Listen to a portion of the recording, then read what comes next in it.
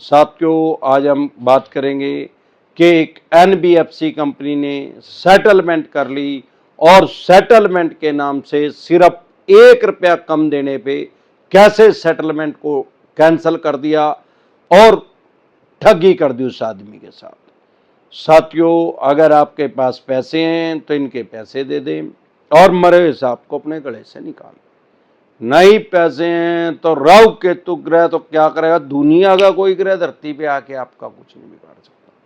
और ये चवन्नी छाप तो सौदा ही कुछ नहीं है, इनका यमराज तो ये बैठा ही है अमरदीप का ध्यान। साथियों, अभी हमारे साथ थोड़ी देर पहले एक क्लाइंट हमारे जुड़े विजयवाड़ा से। विजयवाड़ा जो है आंध्र प्रदेश स्टेट में है।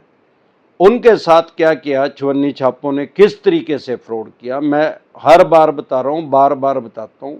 पैसे हैं तो इनके पैसे दे दे, मरे हुए सांप को अपने गले से निकाल ले। नहीं पैसे हैं तो राहु केतु ग्रह तो क्या करेगा, दुनिया का कोई ग्रह धरती पे आके आपका कुछ नहीं बिगाड़ सकता।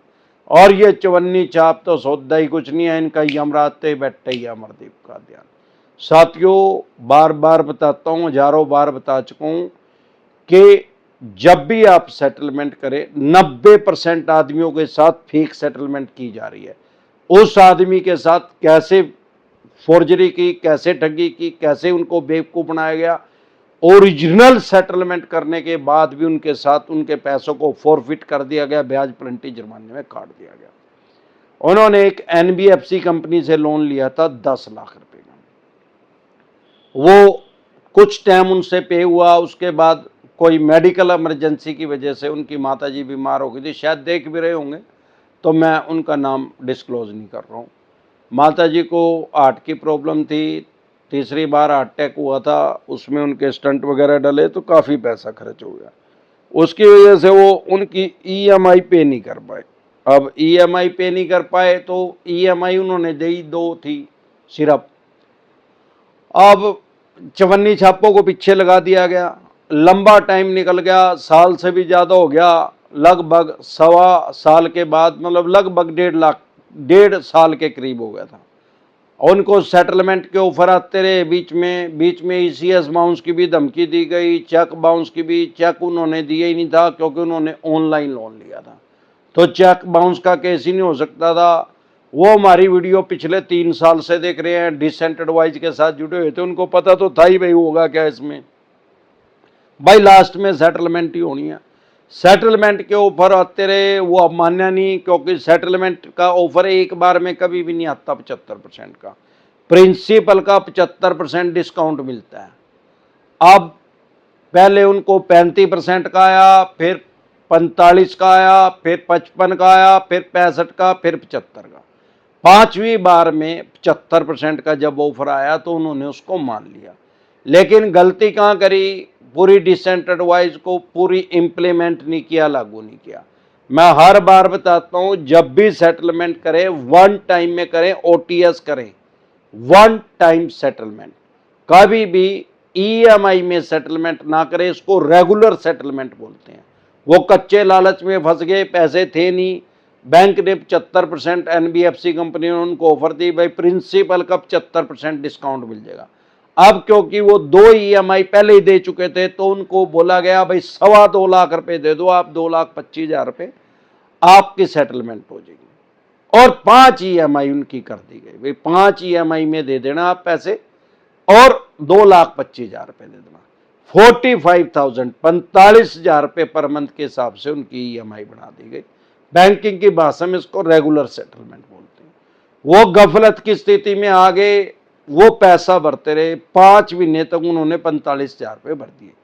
जब वो 5 महीने के बाद बैंक एनबीएफसी कंपनी के पास गए एनओसी लेने के लिए अपनी, तो उन्होंने उसको क्या किया, भाई 1 रुपया रह गया।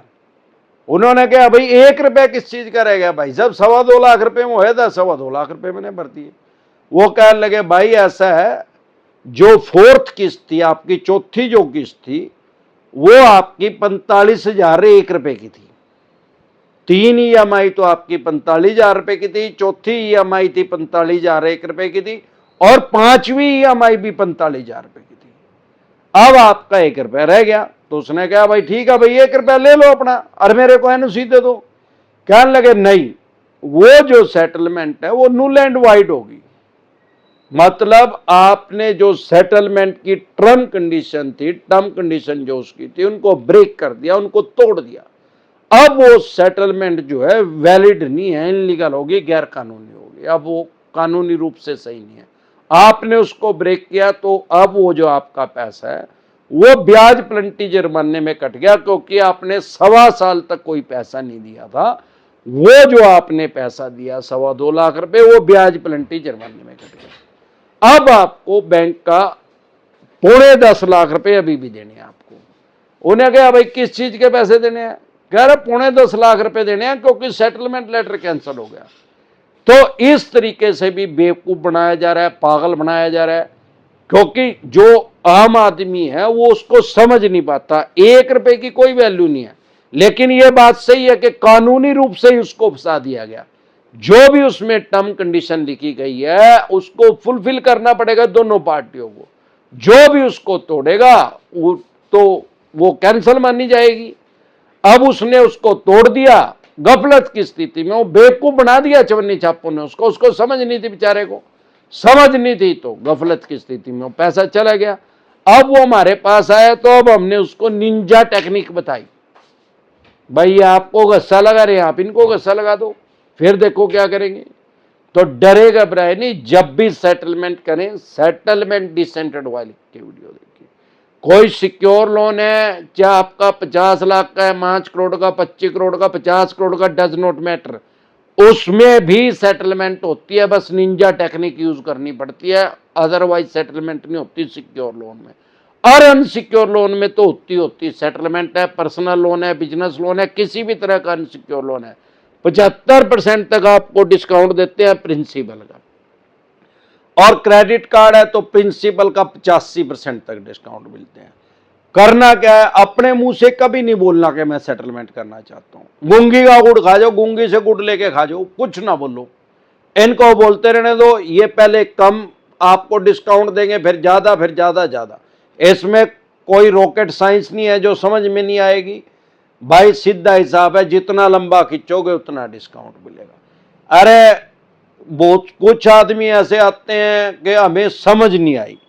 अरे भाई, अगर अमरदीप कादियान के पास भी आके बैंकिंग समझ में नहीं आई ना, या बैंकिंग के कानून समझ में नहीं आए, तो फिर सारे देश में किसी के पास चले जाना, बैंकिंग के कानून समझ में नहीं आए, बैंकिंग समझ में नहीं आएगी। हमारे पास आके तो 5वीं क्लास का बड़ा का जाओ, उनने भी समझा दें बैंकिंग। और जो हमारे पास भी नहीं आई ना, फिर इस बात की गारंटी है कि फिर कहीं नहीं आंदे, और बोली वही है जो हम में कह रहे हैं।